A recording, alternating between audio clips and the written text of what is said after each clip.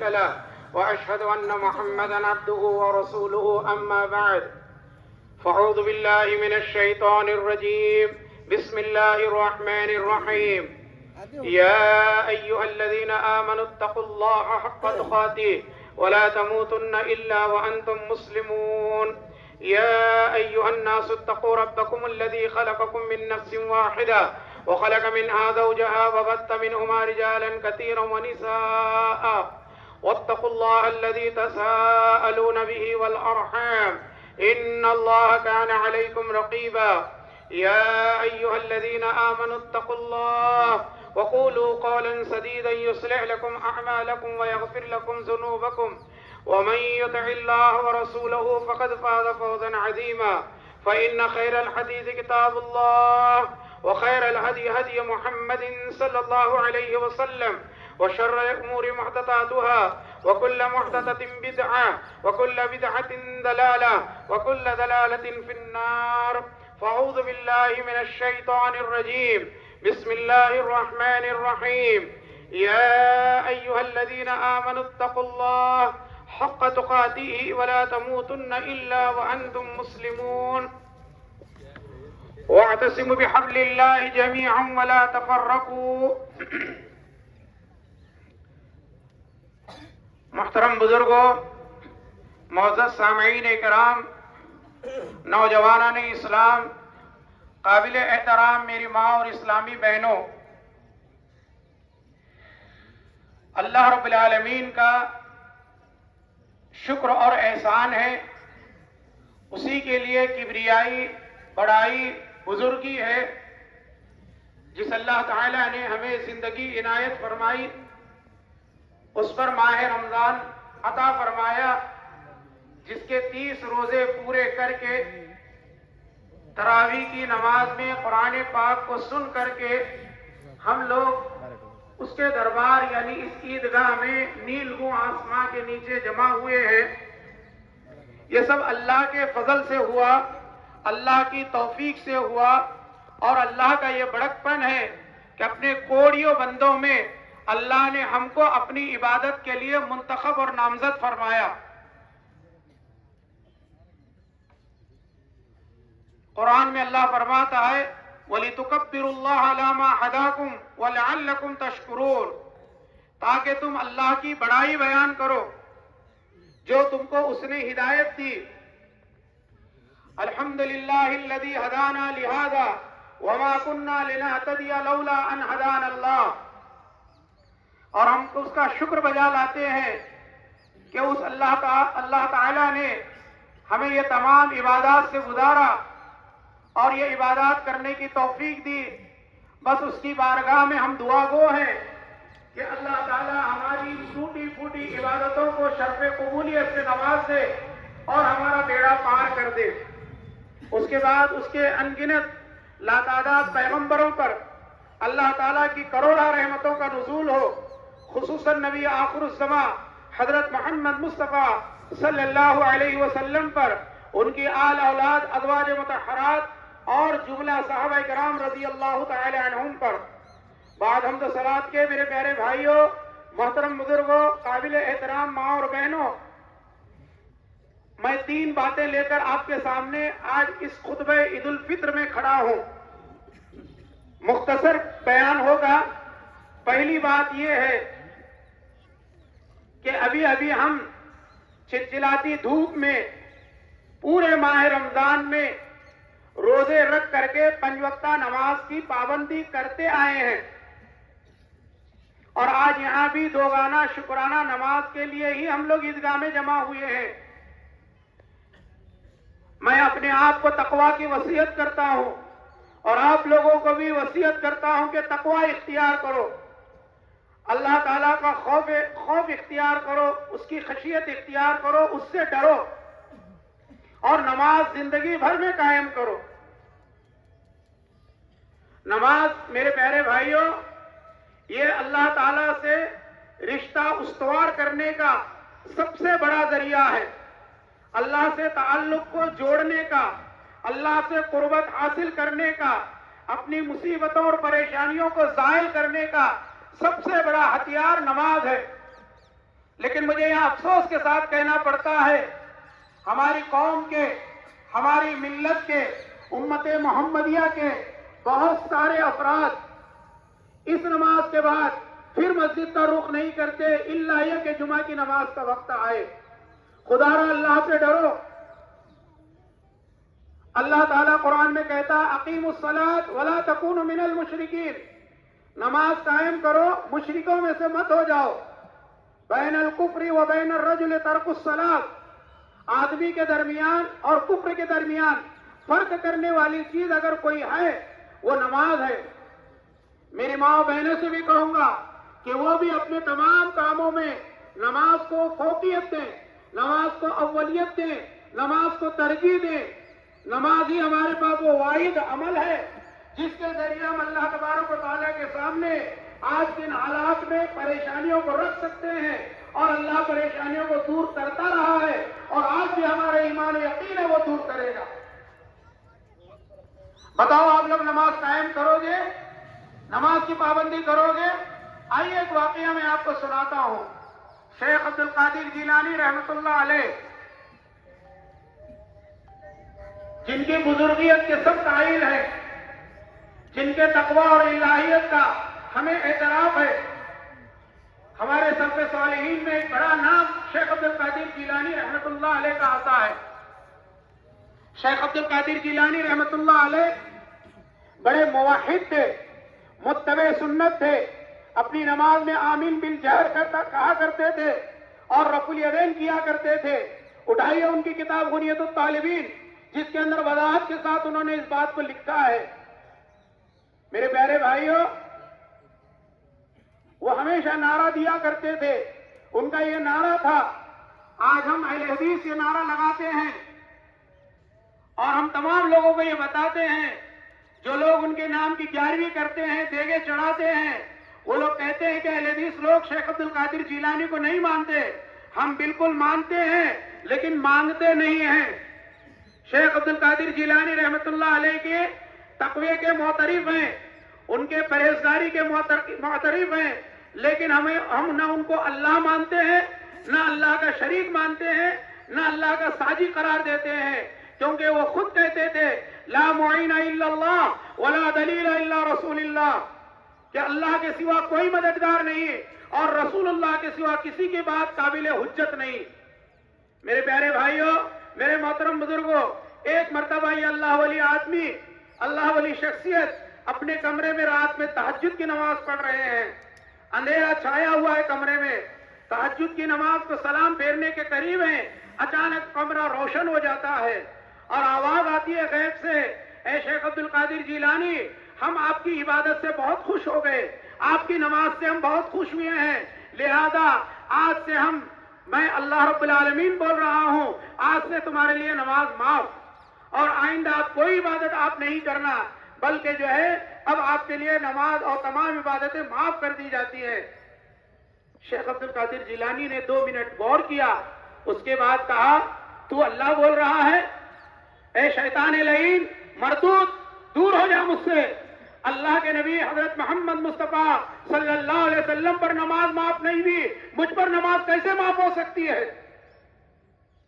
اس کے بعد شیطان نے تھوڑی دیر کے بعد جواب دیا، بالکل صحیح کہا شیخ عبد القادر جیلانی، آپ نے بالکل صحیح کہا، یہ اصل یہ ہے کہ آپ اپنی علم کی بنیاد پر بچ گئے، ورنہ آپ کے پاس علم نہ ہوتا تو یہاں تک میں نے 70 عابدوں کو گمراہ کیا اور 70 عابدوں کو عبادت سے ہٹا دیا۔ شیخ عبد القادر جیلانی نے کہا اے شیطان لعین، اے شیطان مردود، پہلا وار سے زیادہ خطرناک وار تیرا یہ ہے کہ مجھے میرے علم کے غرور میں مبتلا کر رہا ہے، میرے علم کے تکبر میں تو مبتلا کر کے مجھے برباد کرنا چاہتا ہے۔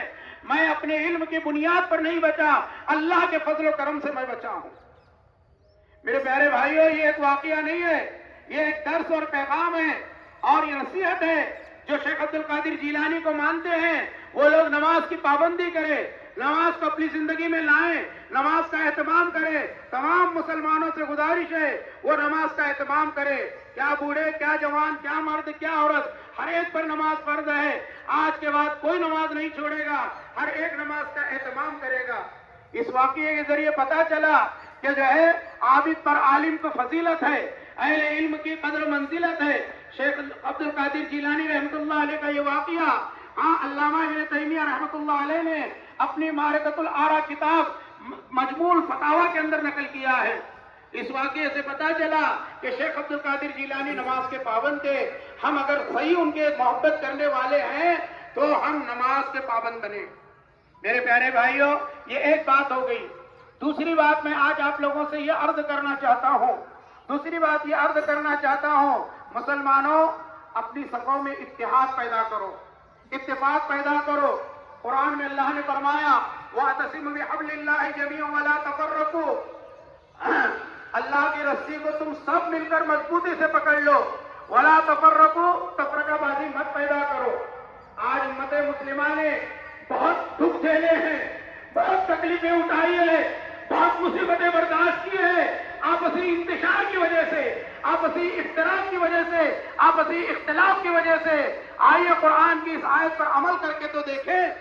ہم نے انتشار اور اختلاف کو آزما لیا، اب اتحاد و اتفاق کو آزما کر دیکھیں، کیا اس کی برکتیں نازل ہوتی ہے، کیا اس کا خیر کا پہلو ہمارے سامنے آتا ہے، کیا اس کے جو ہے ثمرات اور اثرات ہماری زندگی میں اور آنے والے مستقبل میں مرتب ہوتے ہیں۔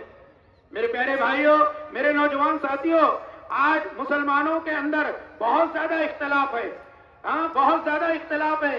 یہ آیت بتاتی ہے کہ اے ایمان والو، آپس میں تفرقہ بازی مت پیدا کرو۔ وَاذْكُرُوا نِعْمَتَ اللَّهِ إِذْ كُنْتُمْ أَعْدَاءً، اللہ نے اس کو نعمت قرار دیا، اتحاد اتفاق کو۔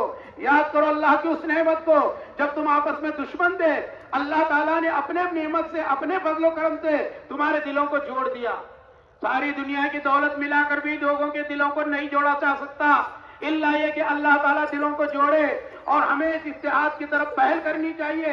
اللہ خود ہمارے دلوں کو جوڑے گا۔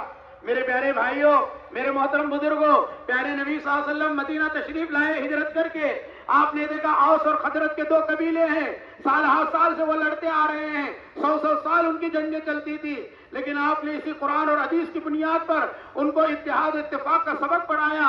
وہ ایسے شیر و شکر ہو گئے، ایک دوسرے کے لیے مر مٹنے کو تیار ہو گئے۔ یہ واضح دلائل ہے قرآن مجید کے اندر، اللہ تعالیٰ نے بیان کیے ہیں، نبی نے اس پر عمل کر کے بتلایا، اور ایسی ٹیم تیار کر کے بتلایا کہ واقعی اگر عمل کرنا چاہے تو ہو سکتا ہے۔ میرے پیارے بھائیوں، میرے محترم بزرگوں، قرآن میں اللہ نے فرمایا وَلَا تَنَازَعُوا وَتَفْشَلُوا، اللہ نے فرمایا اطیعوا اللہ وَرَسُولَهُ، اللہ کی بات مانو، اس کے رسول کی بات مانو۔ وَلَا تَنَازَعُوا، آپس میں اختلاف مت پیدا کرو، اگر ایسا کرو گے فَتَفْشَلُوا، تم کمزور پڑ جاؤ گے، کمزور ہو جاؤ گے، وَتَذْهَبَ رِيحُكُمْ، تمہاری ہوا اکھڑ جائے گی، تمہاری ہوا اکھڑ جائے گی۔ اس لیے میرے پیارے بھائیوں، پیارے نبی نے بھی فرمایا من شد شد فی النار، جو الگ ہو گیا وہ الگ کر دیا گیا، جہنم میں داخل کر دیا گیا۔ اس لیے افتراق سے بچنا چاہیے۔ اتحاد ایک بہت بڑی طاقت ہے، ایک بہت بڑی برکت ہے۔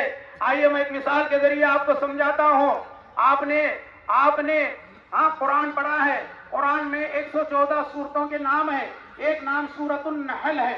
نحل کسے کہتے ہیں؟ شہد کی مکھی کو نحل کہا گیا ہے۔ اللہ نے شہد کی مکھی کی اہمیت کو واضح کرتے ہوئے اللہ تعالیٰ نے اس کی ایک مثال بیان کی۔ شہد کی مکھی کیا ہے؟ ایک چھوٹی سی اللہ کی مخلوق ہے۔ شہد کی مکھی شہد تیار کرتی ہے۔ شہد کی تیاری ایک محنت طلب کام ہے۔ بہت سی مکھیاں لگاتار دن اور رات شہد کو تیار کرنے میں جٹ جاتی ہے، تب جا کر شہد تیار ہوتا ہے۔ اس کی اصل وجہ یہ ہے کسی ایک پھول میں اس کی مقدار بہت تھوڑی ہوتی ہے، بے شمار پھولوں کا رس جمع کیا جاتا ہے، تب کہیں جا کر شہد تیار ہوتا ہے۔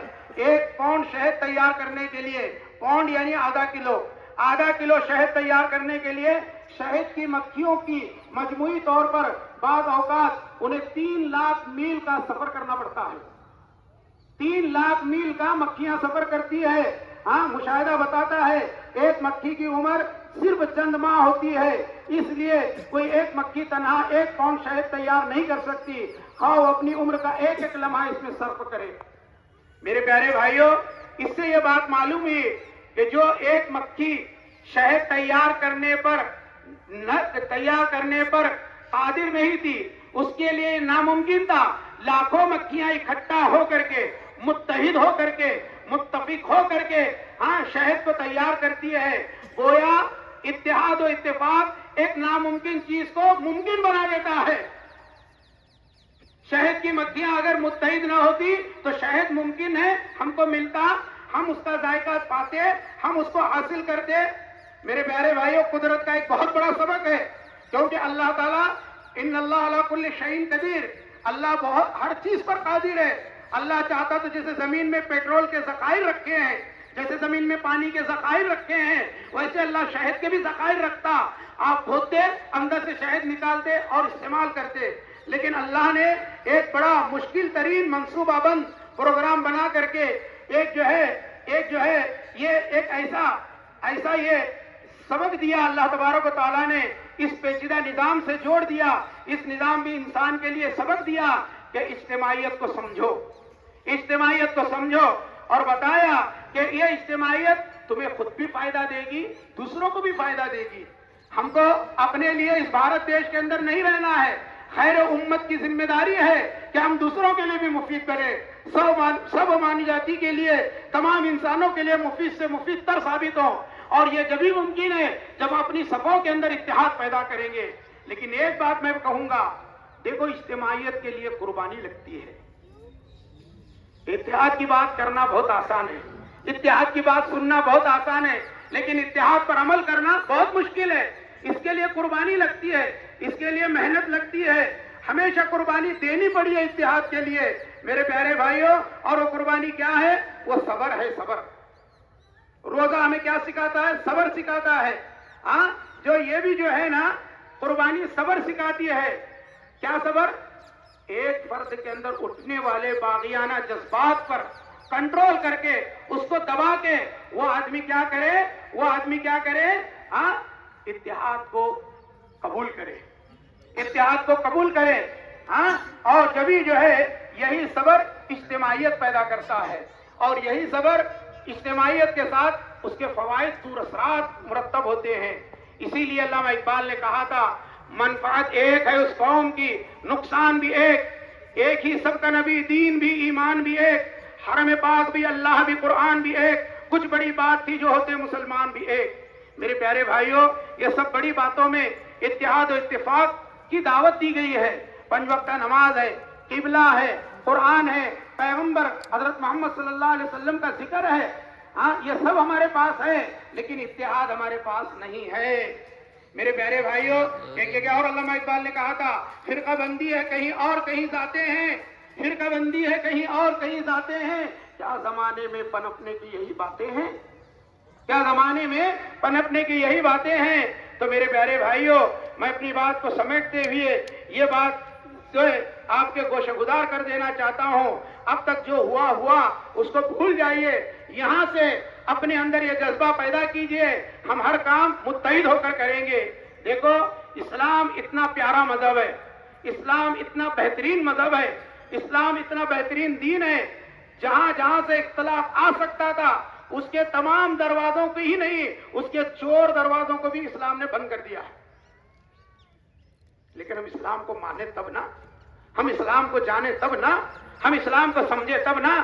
دیکھیے، علاقائیت کی بنیاد پر اختلاف ہمارے اندر ہوتا ہے، لسانیات کی بنیاد پر اختلاف ہمارے اندر ہوتا ہے، رنگ اور نسل کی بنیاد پر اختلاف ہمارے اندر ہوتا ہے، خاندانوں اور قبیلوں، برادریوں اور ساتھوں کی بنیاد پر اختلاف ہمارے اندر ہوتا ہے، مسلک اور مذہب کی بنیاد پر اختلاف ہمارے اندر ہوتا ہے. اور سب سے زیادہ خطرناک اختلاف مسلک کی بنیاد پر ہوتا ہے.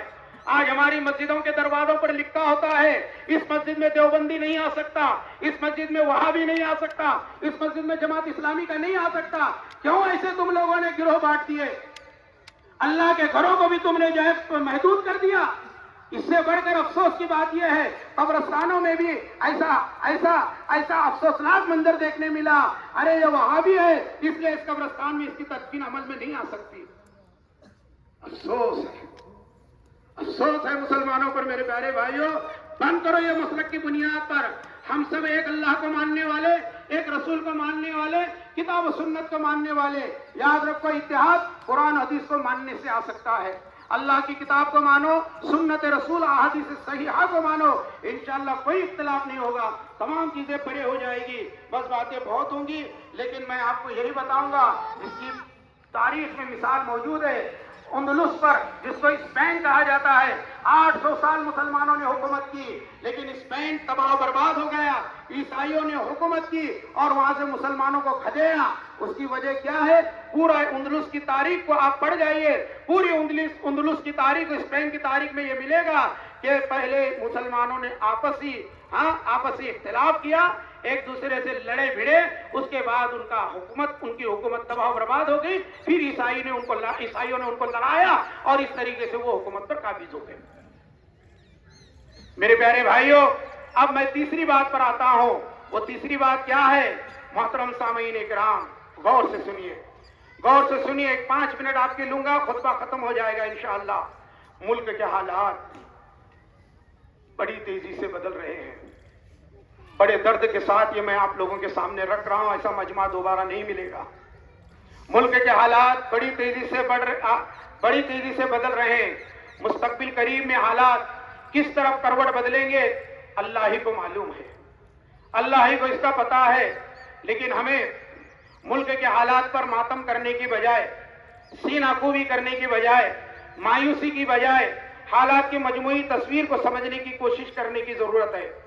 اللہ تعالیٰ مشکل حالات کو پیدا ہی اس لیے کرتا ہے کہ قوموں کی حالات بدلے جائیں۔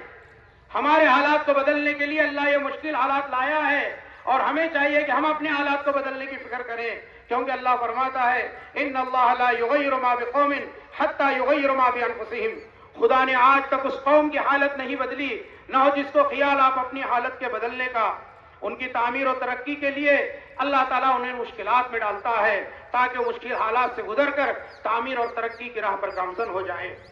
اگر ہم رمضان کے روزوں کے مقاصد کو سمجھنے کی کوشش کریں اور رمضان سے صحیح تربیت حاصل کریں تو انشاءاللہ ان حالات سے ہم اور مضبوط بنیں گے اور طاقتور بنیں گے۔ محترم سامعین کرام، آج ہم عید الفطر کے ایک ایسے حالات میں منا رہے ہیں جہاں ملک میں لوک سبھا کا الیکشن بالکل سر پر منڈلا رہا ہے۔ پوری تیاریاں لوک سبھا الیکشن کی 2024 کی مکمل ہونے کو ہے۔ خیر امت ہونے کی حیثیت سے ہماری یہ ذمہ داری ہے، ہم اس ملک میں امن و امان کے لیے، عدل و انصاف کے لیے، بھائی چارے کے لیے، محبت و یگانت کے لیے ہم ایک ہو جائیں۔ یہ ملک ہمارا ہے، اس ملک کو ہم نے سینچا ہے خون پسینے سے، اور اس ملک کو برباد ہونے ہم کبھی نہیں دیں گے جب تک ہم زندہ رہیں گے۔ ہمارے خون کا آخری قطرہ اس ملک کی وکاس کے لیے، اس ملک کی ترقی کے لیے ہمیشہ تیار ہم رہیں گے۔ میرے پیارے بھائیوں، میرے محترم بزرگوں، یہ ہماری شہری ذمہ داری ہے، یہ قانونی ذمہ داری ہے، یہ آئینی ذمہ داری ہے کہ ہم خود بھی الیکشن کے دن ووٹ دینے جائیں اور دوسروں کو بھی ووٹ دینے کے لیے راغب کریں۔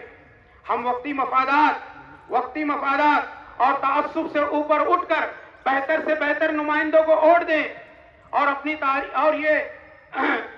تاریخ کے اندر یہ ثبت کریں کہ مسلمان بیدار ہو جائیں تو انشاءاللہ حالات کو بدل سکتے ہیں۔ میرے پیارے بھائیوں، میرے محترم بزرگوں، 2024 کا یہ الیکشن کئی پہلوؤں سے انتہائی اہمیت کا حامل ہے۔ ہمارا ملک عزیز بھارت اس وقت تاریخ کے انتہائی فیصلہ کن موڑ پر ہے۔ اس الیکشن سے بے خبری، بے عملی، غفلت، ہمارا تساہل اور ووٹ نہ دینا ملک و ملت کو بڑے خسارے اور نقصان سے دوچار کر سکتا ہے۔